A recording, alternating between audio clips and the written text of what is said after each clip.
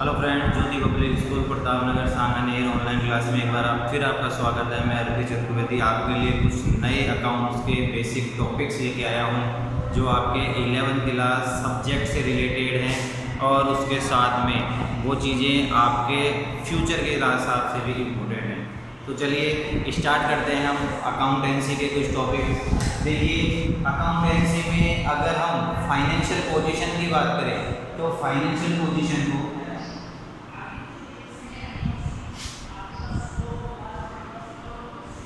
Two parts में divide किया जाएगा। फाइनेंशियल पोजीशन को टू पार्ट्स में डिवाइड किया जाएगा। फर्स्ट पार्ट जो होता है वो होती है आपकी एसेट्स और दूसरा जो पार्ट होता है लायबिलिटीज। एसेट्स मीन्स आपकी संपत्ति, ठीक है, और लायबिलिटी मीन्स दायित्व। देखिए, सबसे पहले तो हम एसेट्स और लायबिलिटी को जानते हैं कि what is assets and what is liability. मैंने आपको बताया एसेट्स मीन्स आपकी संपत्ति इन द सेंस आपकी प्रॉपर्टी। बट प्रॉपर्टी का मतलब ये नहीं होता कि आपकी जो लैंड है, आपकी जो बिल्डिंग है, मानिए मकान जायदाद जो है वो ही आपकी प्रॉपर्टी होती है। देखिए, ये बॉडी भी आपकी प्रॉपर्टी है, आपके पास कोई कार है वो भी आपकी प्रॉपर्टी है, आपके पास बैंक बैलेंस है वो भी आपकी प्रॉपर्टी है, आपके पास लैंड कोई ज़मीन है वो भी आपकी प्रॉपर्टी है, आपके पास बिल्डिंग मकान हाउस है वो भी आपकी प्रॉपर्टी है, एक शॉप आपके पास है वो भी आपकी प्रॉपर्टी है, आपके पास ज्वेलरी है वो भी आपकी प्रॉपर्टी है, आपके मम्मी पापा भी आपकी प्रॉपर्टी। तो कहने का मतलब प्रॉपर्टी जो है जिसको हम एसेट से डिनोट करते हैं, इसमें वो चीज़ें आएंगी जिस पे आपका ओनरशिप है। एसेट्स मीन्स विच प्रॉपर्टी, ठीक है, जिस पर आपका क्या है ओनरशिप है, जिसके आप मालिक हो, वो आपकी एसेट्स हो। अब assets are two types. First fixed assets and second current assets. Assets are two types. First fixed assets, दूसरा है current assets. अब fixed assets भी two types की, एक tangible assets, दूसरा intangible assets। अब होता क्या है, एक एक चीज़ को हम समझते हैं कि क्या टेंजिबल एसेट्स होती है या इंटेंजिबल एसेट्स होती है। इस चीज़ को हम समझेंगे। देखिए, पहले तो फिक्स एसेट्स को समझते हैं, फिर इसके टाइप्स को समझेंगे। Fix assets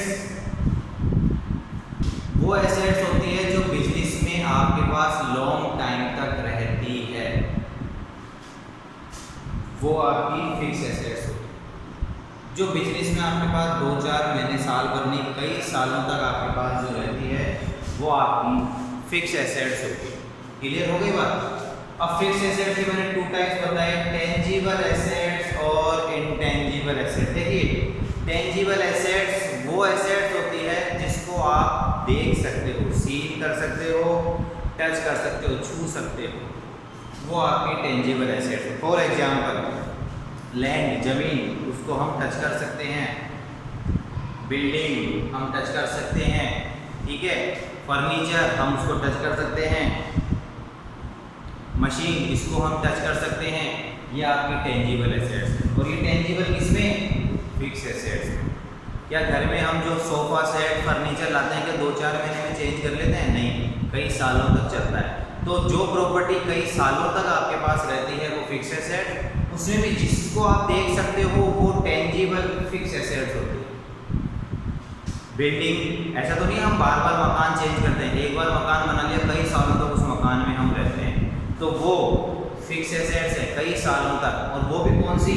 tangible fixed asset, जिसको हम कई सालों तक अपने पास रखते हैं और उसको हम देख भी सकते हैं, छू भी सकते हैं। क्लियर हो गई मेरी बात। अब आती है बात इंटेंजिबल एसेट्स में। एक बार एग्जांपल लिख देता हूँ, आपको याद रहेगा, इससे जब आप पढ़ोगे तो फिगर करोगे।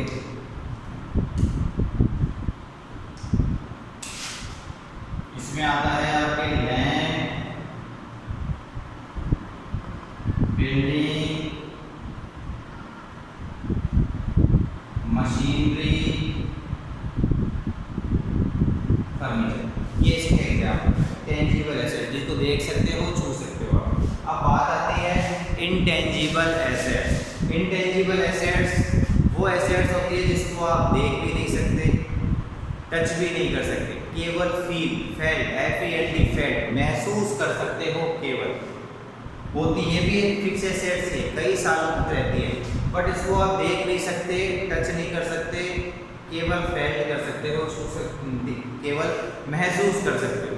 एक एग्जांपल देता हूँ मैं आपको। जियो सिम मार्केट में आई थी। अब आप जियो सिम के अंदर का नेटवर्क देख सकते हो क्या? नहीं देख सकते। केवल हमने क्या किया कि यार मुकेश अंबानी रिलायंस कंपनी की सिम है, सस्ती है, नेटवर्क अच्छा होगा, इस चीज़ के आधार पे हमने क्या किया, जियो सिम को खरीदा। वो इंटेंजिबल एसेट्स होती है। हमने देखा छुआ नहीं, ना मुकेश अंबानी को जानते ना रिलायंस को जानते, देखा ही नहीं हमने उसको, छूने की तो बात ही दूर है, लेकिन फिर भी हमने उसकी सिम परचेज कर ली। ये है इंटेंजिबल एसेट। आगे फिक्स एसेट्स में हमारा विश्वास है कई सालों से उसके ऊपर। आगे बात समझ, बिना सोचे समझे ज्योति पब्लिक स्कूल हमारी मीडियम स्कूल है, हाई फाई स्कूल नहीं है, बट अच्छा रिजल्ट देती है, अच्छा मैनेजमेंट है स्कूल में, तो भी देखो आप बहुत से लोग केवल नाम सुन के स्कूल में एडमिशन कराने आते हैं। ये है इंटेंजिबल एसेट्स यानी गुडविल। इसका एक एग्जांपल हम ले सकते हैं गुडविल, कि गुडविल आर इंटेंजिबल एसेट्स, जो आपकी ओनरशिप, आपकी प्रेस्टीज को बताती है। क्लियर हो गई बात? इसमें मैं एग्जांपल देता हूँ आपको। गुडविल, कॉपीराइट, ट्रेडमार्क, ठीक है। ये आपको एग्जांपल देता हूँ, एक एक को डिटेल से समझेंगे। गुडविल जो मैंने आपको समझा दी, value of business, prestige of business. Business की प्रेस्टीज होती है, वो देखी नहीं जाती, सुनी नहीं जाती। बहुत से लोगों ने ज्योति पब्लिक स्कूल का नाम ही नहीं सुना, बट आसपास वगैरह नहीं सर, वहाँ एडमिशन करा, वहाँ का मैनेजमेंट अच्छा है, वहाँ का टीचर स्टाफ अच्छा है, वहाँ स्कूल बढ़िया है, वहाँ रिजल्ट आता है। तो ये चीज़ क्या है, ना स्कूल को देखा ना स्कूल को छुआ, केवल हमने फील किया लोगों से सुन के, तो वो गुडविल हो गई आपकी इंटेंजिबल एसेट्स। देखो एक होता है कॉपीराइट। कॉपीराइट क्या होता है? कॉपीराइट जो वर्ड है, ये जो नॉवेल्स होते हैं, बुक्स होती है बड़ी बड़ी, ठीक है, फिल्म इंडस्ट्री में जो फिल्म होती है, सॉन्ग्स होते हैं, वहाँ कॉपीराइट वर्ड का यूज किया जाता है। जैसे आपने देखा होगा रिमिक्स का ज़माना है, आजकल कई लोग रिमिक्स सॉन्ग बनाते हैं, हनी सिंह, बादशाह, ये लोग तो ज़्यादातर पुराने सॉन्ग को रिक्रिएट करते हैं। शहर की लड़की सुना होगा आपने बादशाह का गाना, ठीक है। तो ये कॉपीराइट है। जो पुराने सॉन्ग है, जो पुरानी मूवी है, जैसे बागी, पुरानी मूवी थी सलमान खान की, कभी नेट पे सर्च कर लेना, अगर आपने देखी नहीं तो टीवी पे भी कई बार आती रहती है। उस बागी वर्ड को रिक्रिएट करके, उस बागी मूवी को रिक्रिएट करके, बागी 1, बागी 2, बागी 3 किसके साथ बनाई थी आपने, पता है आप लोगों को? टाइगर श्रॉफ, ठीक है। तो ये कॉपीराइट है। कॉपीराइट का मतलब कोई भी बुक्स हुई, कोई भी नॉवल हुई, कोई भी मूवी है, कोई भी सॉन्ग है, वो उसकी गुडविल होती है कि यार ये नाम ऐसा है, ये सॉन्ग ऐसा है, फेमस रहा है उस समय पर, तो उसको हम परचेज करते हैं। बादशाह ऐसा सॉन्ग नहीं रिक्रिएट कर सकता, पहले वो उसके पैसे देता है, सॉन्ग जिसने बनाया उसके पास ज़्यादा है, परचेज करता है। तो इस तरीके से कॉपीराइट होता है। ये भी गुडविल है उस समय की। हो सकता है शोले 2 भी बने, शोले मूवी के according.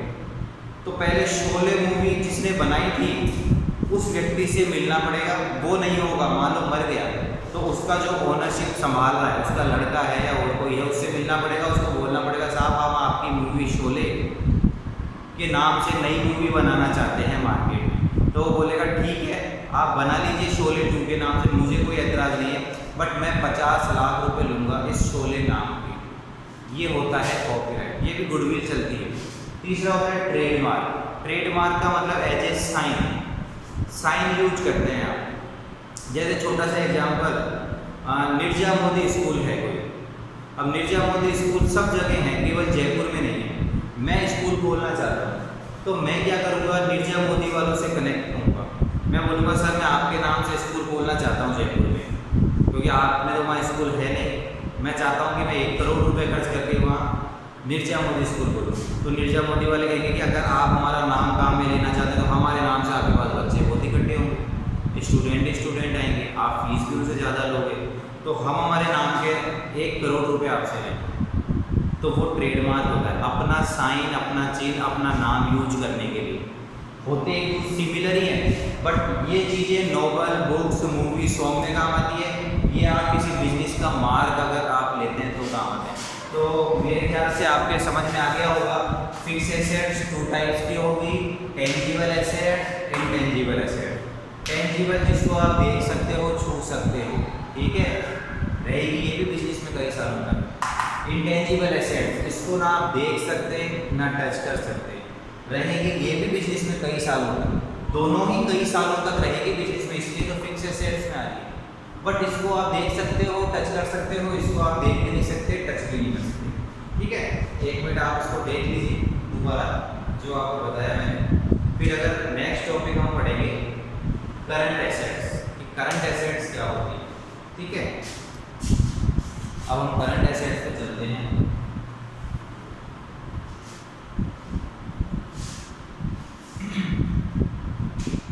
Listen students, current assets क्या है, what is current assets? Current assets which asset जो डे टू डे रूटीन में आपकी कम ज़्यादा होती रहती है, this is current assets. For example, cash, मेरी जेब में 100 रुपये हैं, क्या वो 1 साल तक जेब में 100 रुपये पड़े रहेंगे? हो सकता है 1000 हो जाएंगे, हो सकता है 5 रुपये रह जाएंगे, डेली कम ज़्यादा होते रहेंगे। मान लीजिए मैं 100 रुपये लेके निकला, मेरी स्कूटी पंचर हो गई, 40 रुपये मुझे स्कूटी के पंचर के देने पड़े, मेरे पास तो 60 रुपीज़ ही रह गए, क्योंकि 100 में से 40 तो मैं उसको दे चुका हूँ। अब 60 रुपये में लेके घर जा रहा था, घर से फ़ोन आ गया कि 1 किलो का मैंगो लेके आना, मैं 60 रुपये के मैंगो लेके आया, मेरे पास तो 0 रुपये हो गए, बचे ही नहीं। नेक्स्ट डे घर से निकला, एक स्टूडेंट ने मुझे फीस दे दी 500 रुपये, वो 500 रुपये आ गए। तो डे टू डे रूटीन में जो आपके एसेट्स इंक्रीज डिक्रीज होती रहती है, वो करंट एसेट्स होती है। क्लियर है? तो करंट एसेट्स वो एसेट्स है जो आपके 1 साल के अंदर विद इन 1 ईयर के अंदर सर्कुलेट होती रहती है, घूमती रहती है। एग्जाम्पल देता हूँ, फिर एक एग्जाम्पल को मैं समझाऊंगा। पहले एग्जाम्पल लीजिए, first cash, bank, debtors, stock,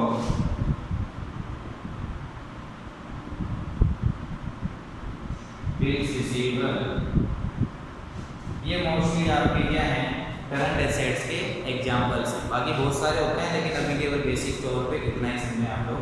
cash मैंने भी एग्जाम्पल देके समझाया कि किस तरीके से आपका इंक्रीज होगा, डिक्रीज होगा। बैंक की बात करते हैं, बैंक में आपने 1000 रुपये जमा कराए,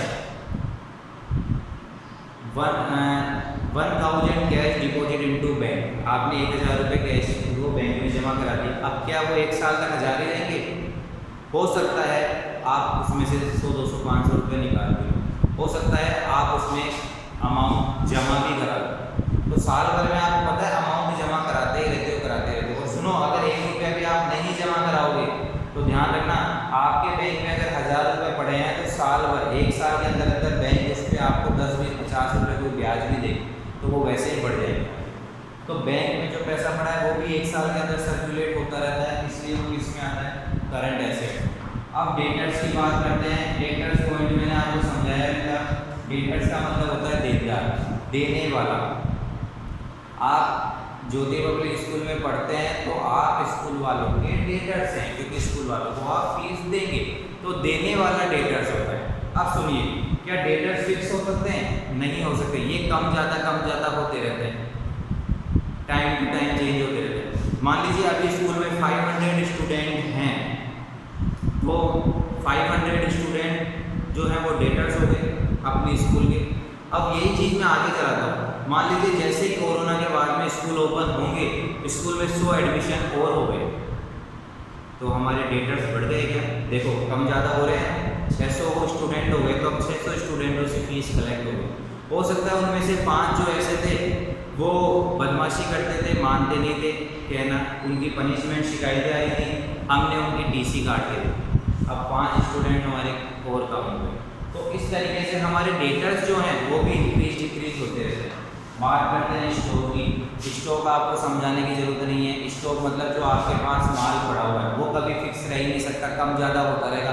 आपके घर में 10 किलो चीनी पड़ी है, शुगर, क्या वो 10 किलो पड़ी रहेगी 1 साल तक? काम में तो लोगे, और काम में लोगे खत्म होगी फिर नहीं लाओगे। चाहे गेहूँ हो, चाहे आपके घर में दालें हो, या XYZ कोई भी आइटम हो, जो स्टॉक में पड़ा हुआ है वो काम में आता रहता है, कम होता रहता है, फिर वापस आता रहता है।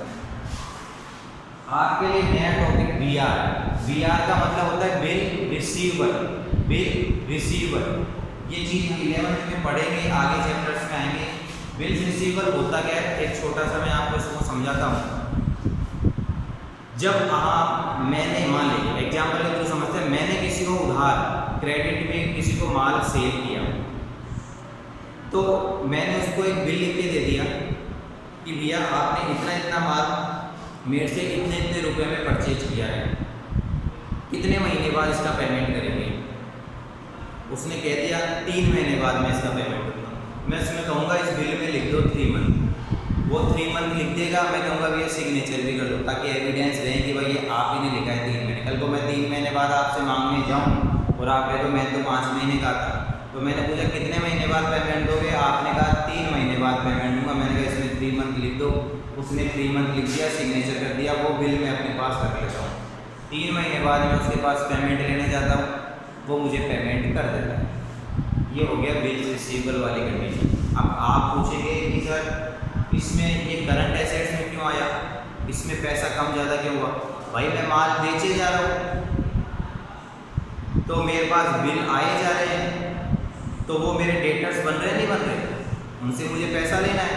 और जब वो मुझे पैसा दिए जा रहे हैं तो मेरे डेटर्स कम हुए जा रहे हैं। मान लीजिए मेरे को 10 लोगों से पैसा लेना था, 2 ने दे दिया तो अब 8 रह गए, फिर 2 ने दे दिया, फिर मेरे पास 6 रह गए, और 2 ने मेरे से फिर कोई सामान खरीद लिया तो फिर वो 8 हो गए। तो मेरे जो देनदार हैं बढ़े जा रहे हैं, घटे जा रहे हैं। यही आपका बिल रिसीवेबल के अकॉर्डिंग कंडीशन है। तो ये पूरी आपकी एसेट्स वाले टॉपिक की कहानी है, जिसमें कैश, बैंक, डेटर, स्टॉक और BR आता है। ये हमारी प्रॉपर्टी की बात हो गई। अब हम बात करते हैं हमारी लायबिलिटी की। देखिए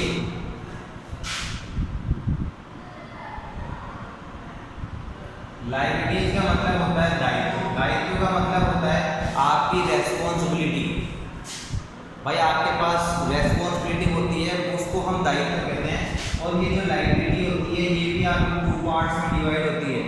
एक तो होती है लॉन्ग टर्म लायबिलिटी, एक होती है शॉर्ट टर्म लायबिलिटी। 2 टाइप्स की होगी, यानी liability are 2 types. First long term liability and second short term liability.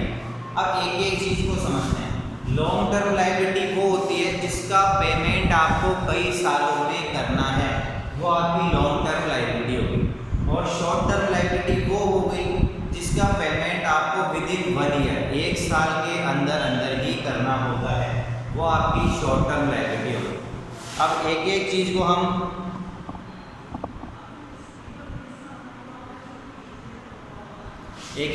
समझते हैं। देखिए किस तरीके से, एक पहले एग्जांपल दे देता हूं।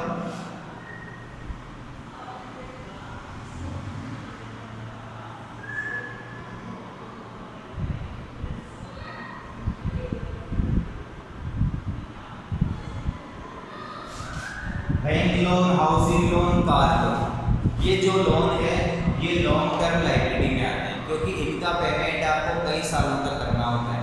आप लोगों को पता होगा, आपके घर में से अगर किसी ने कार ले रखी होगी, उस पर लोन ले रखा होगा, तो उसकी इंस्टॉलमेंट किस्त जाती होगी, और वो किस्त 3 साल, 4 साल, 5 साल, 7 साल की होती है। जिसने कार ले रखी होगी कन्फर्म। और अगर आपने इनमें से किसी पास नहीं है तो जिसने ले रखी हो आपके रिलेशन में उससे जरूर एक बार पूछना, कन्फर्म वो आपको बताएगा। और ये होता है हाउसिंग लोन, मकान तो लाखों का होता है, उस पर भी हम लोन लेते हैं और लोन लेते हैं 100%। आप में से कईयों के मकान की जो इंस्टॉलमेंट है हर महीने जाती होगी बैंक में, वो हाउसिंग लोन कई सालों तक मकान का पेपर, बल्कि इसका तो मेरे को पता है हाउसिंग लोन तो 10 साल 15 साल 20 साल तक के लिए होता है, ये तो बहुत लंबे टाइम के लिए होता है हाउसिंग लोन। एक होता है बैंक लोन, बैंक से आप जैसे एजुकेशन के लिए लोन लेते हो, बैंक लोन का मतलब इस तरीके से बिजनेस लोन लेते हो, तो ये लोन भी क्या होता है 2 3 4 साल तक के लिए होता है। जैसे किसी का बच्चा MBA करेगा, अब MBA 2 साल का होगा, उसके बाद वो जॉब करेगा, तो क्या है उसके गार्जियंस ने 3 साल के लिए लोन ले लिया, तो वो 3 साल का लोन 1 साल से ज़्यादा का हो गया, वो आपके लॉन्ग टर्म लायबिलिटी में आएगा और उसका पेमेंट 3 साल के बाद करना होगा। तो लॉन्ग टर्म लायबिलिटी वो लायबिलिटी होगी जिसका पेमेंट आपको कई सालों तक करना है, आपकी रेस्पॉन्सिबिलिटी कई सालों तक, मैनी ईयर सर्वर ईयर तक बनेगी। इसमें example bank loan, housing loan, car loan. अब बात आती है हमारी short term liability. Short term liability वो होती है जिसका पेमेंट या जिसकी लायबिलिटी आपकी विद इन 1 ईयर 1 साल तक के लिए ही बनती है। इसमें क्या आते हैं वो मैं आपको एग्जांपल बता देता हूँ। Creditors, bills payable, bank overdraft, ये आपके शॉर्ट टर्म लायबिलिटी के एग्जाम्पल। क्रेडिटर मतलब जो आपके लेनदार हैं, स्कूल वाले हैं, एक छोटा सा एग्जांपल ले रहे हैं, बाकी एक अलग बात होती है व्यवहार में आप जैसे कभी भी फीस मत दो। स्कूल में आप 11th पढ़ोगे तो 11th की फीस आप 11th में ही दोगे, हो सकता है थोड़ी बहुत बच गई वो आप 12th में दे दें, ऐसा तो नहीं ना 11th की फीस आप 4-5 सालों तक पेमेंट करते रहो। तो वो क्रेडिटर वाला टॉपिक आ गया। आपने किसी से कोई माल परचेज किया तो आपको पेमेंट देना है, आप 1 महीने 2 महीने 3 महीने का ग्रेस टाइम लोगे, भाई 2-3 महीने 4 महीने में आपको दे देंगे, ऐसा तो नहीं 2-4 साल बाद उस माल का पेमेंट दोगे। तो क्रेडिटर्स वर्ड जो है वो शॉर्ट टर्म लायबिलिटी में है। बिल्स पेबल की बात करते हैं कि बिल्स पेबल क्या है। जैसे वो बिल्स रिसीवेबल था ना एसेट में, वहाँ बिल्स पेबल है, मैंने 3 महीने, आपने कहा कि 3 महीने बाद मैं आपका पेमेंट दूंगा और आपने मुझे 3 महीने बाद पेमेंट दे दिया, तो वो बिल्स पेबल में आ जाएगा कि मैंने बिल का पेमेंट कर दिया विद इन 3 मंथ, कि 3 महीने के अंदर अंदर। एक होता है बैंक ओवरड्राफ्ट, इम्पोर्टेंट टॉपिक, कई इसको शॉर्ट में क्या कहते हैं आपको बताता हूँ, अगर आप मेरे किसी ने सुना हो। बैंक ओडी, ये ओडी कार नहीं है, वो ओडी दूसरी होती है, ठीक है। ये ओ और डी है, ओ का मतलब ओवर और डी का मतलब ड्राफ्ट, शॉर्ट में ओडी बोल देते हैं इसको, बैंक ओडी। बैंक ओवरड्राफ्ट क्या होता है, देखो कभी कभी ऐसी सिचुएशन आती है कि आपके पास बैंक में पैसा नहीं है और आपको पैसों की रिक्वायरमेंट है, मान लो आपकी लोन की इंस्टॉलमेंट जानी है, ठीक है। अब बैंक वाला क्या करेगा, आपको कॉल करेगा कि सर आपकी जो हाउसिंग लोन की इंस्टॉलमेंट है वो आ गई 10,000, जबकि आपके बैंक में पड़े भाई साहब 7,000 रुपये। अब 3,000 क्या तो आप जमा कराएं, तो अपन बोलते हैं साहब हमारे पास तो पैसा अभी नहीं है, आप लोग 3,000 एडजस्ट कर दो, मैं आपको 10 दिन में जमा करा दूँगा।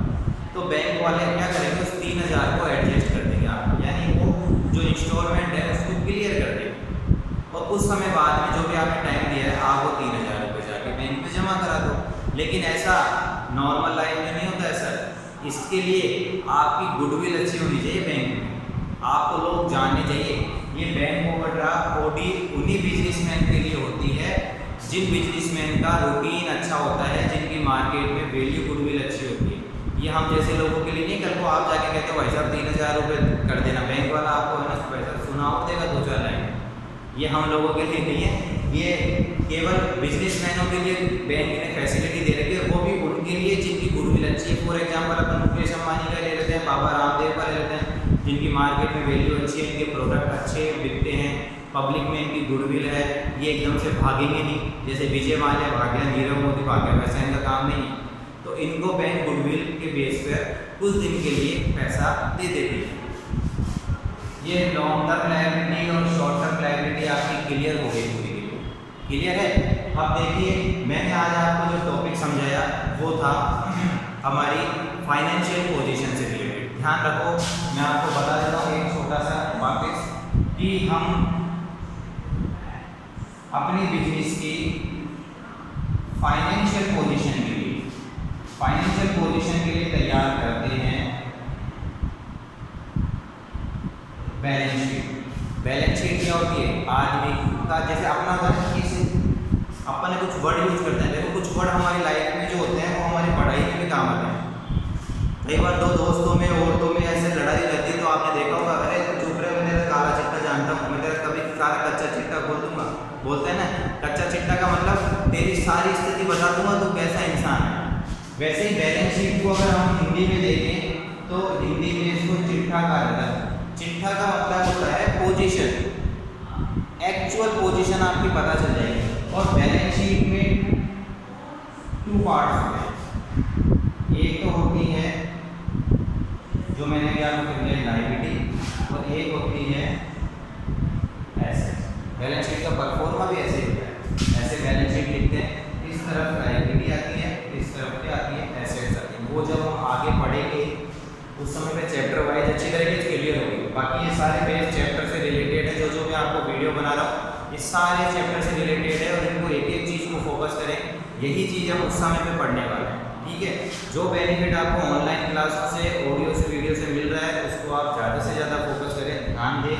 और जो भी डाउट होता है मैं उसके नेक्स्ट डे लाइव क्लास चलाता हूँ आप लोगों के लिए, तो उस लाइव क्लास में जो भी डाउट हो मुझसे पूछें, शेयर करें, अपनी क्वेरी को सॉल्व करें। तो बैलेंस शीट जो है वो फाइनेंशियल पोजीशन के लिए होती है, उसमें लायबिलिटी आती है और एसेट्स आती है। लायबिलिटी का मतलब हमें किस किस को पेमेंट करना है, और एसेट्स का मतलब हमारे पास कितनी प्रॉपर्टी है। अब एक चीज ध्यान रखना, लायबिलिटी और एसेट्स दोनों की सिचुएशन इक्वल होनी चाहिए। क्यों होनी चाहिए बताता हूँ। क्या मैं BMW परचेज कर सकता हूँ? क्या मैं 5 करोड़ का मकान परचेज कर सकता हूँ? नहीं कर सकता। क्यों? क्योंकि मेरी एसेट्स ही इतनी नहीं, मेरे पास प्रॉपर्टी, मेरे पास इतना पैसा ही नहीं। एसेट्स में बड़ा में कैश भी आता है, बैंक भी आता है, गुडविल भी आती है, मेरे पास है ही नहीं इतना पैसा। तो जब मेरे पास इतना पैसा ही नहीं है, एसेट्स ही नहीं है, तो मैं इतनी लायबिलिटी कैसे पेमेंट कर सकता हूँ? मैं तो ओडी लिया 50 लाख की, मेरे पास किस्त आने लग जाएगी महीने की 1 लाख की। मान लो मैं कार लोन ले लूँ उस पर, और उस पर देखिए car loan, long term liability, तो मान लो मेरे पास 1 लाख रुपए हर महीने की कार लोन आने लग जाए, इंस्टॉलमेंट आने लग जाए, मैं कहाँ से पेमेंट करूँगा? क्योंकि पेमेंट तो मेरे पास पैसा होगा, मैं ऐसे करूँगा ना। तो आदमी के पास जितनी एसेट्स होती है वो उसी के अकॉर्डिंग अपनी लायबिलिटी बनाता है। इसलिए लायबिलिटी और एसेट्स दोनों का म्यूचुअल रिलेशन होता है बैलेंस शीट के थ्रू, और ये दोनों इक्वल होने चाहिए। बिना इक्वल के काम नहीं हो सकता।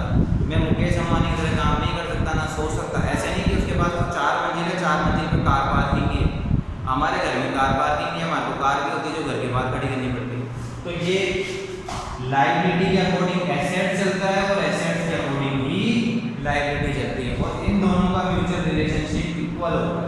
क्योंकि जब इक्वल होगा तभी आपकी फाइनेंशियल पोजीशन जो होगी ना, वो फाइनेंशियल पोजीशन आपकी बेस्ट कंडीशन में होगी। बेस्ट कंडीशन में तभी रहती है जब दोनों चीज़ें आपकी इक्वल होगी, तभी आप उस पोजीशन को सही ढंग से डिनोट कर पाते हैं। एक चीज़ मैं आपको वीडियो के लास्ट में बताना चाह रहा था, जो चीज़ आप देखें,